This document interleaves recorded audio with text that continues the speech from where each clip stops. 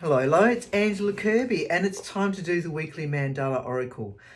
What is it that we could do with knowing that would benefit us all as an overall general vibe of the next few days, the last aspect of June 2023?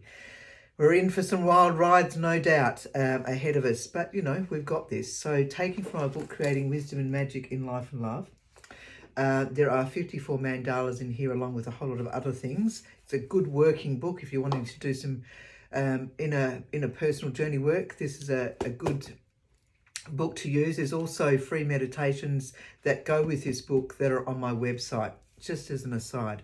And also the meanings for the each of the mandalas is actually only provided in this book. They're not available on the website. And so you would need to have the book to have the meanings at this stage. All right, so what is it that we could do with knowing that would be of benefit to us all for this next aspect of June, the final aspects of June 2023? All right, receive. All right, there we go. Can you see that one? I love this particular mandala. I mean, I love them all, but there's something about this mandala that I really do love. And we actually had this one in the latter aspects of May. So that's interesting, so that we've got it in the latter aspects of June again. So what is it that we need to know? First of all, I'm going to read out what the mantra is that helps us to get into a place to be able to take on a deeper understanding of what the meaning is of this particular mandala. So a circle of love, a circle of life, this mandala is now in our life. Allow it to open its pleasure and delight through seeing and feeling. In meditation, it will guide us. Allow it to whisper its wisdom. Can we hear what the messages are? Write what we hear and feel and study it deeply, and then release for our path to be. So receive, and it's number 36.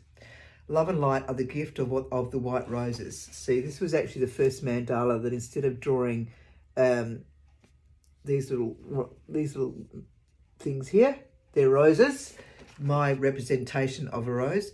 And all of the mandalas before basically they were red roses, but this was the first changing where I started to use white roses. So I was called to use white roses. So the white love and light are the gift of the white roses in this mandala, or any flower for that matter, depicting that it is your turn to be delighted upon.